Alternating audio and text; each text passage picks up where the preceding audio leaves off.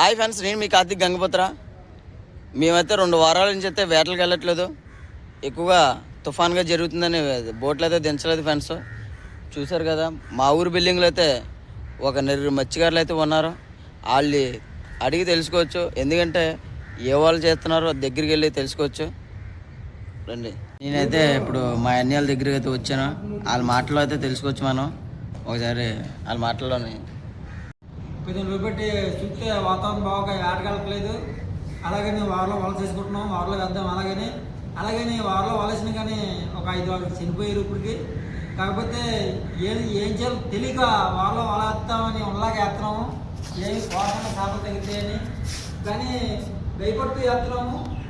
చనిపోవడం మట్టి చూసి భయపడుతూ కూడా ఎడిపోతుంది. కాబట్టి ఏం చేయాలా, ఎలా చేయాలా తెలియక ఎడిపోతుంది. కాకపోతే ఏ పని చేసుకోలేము.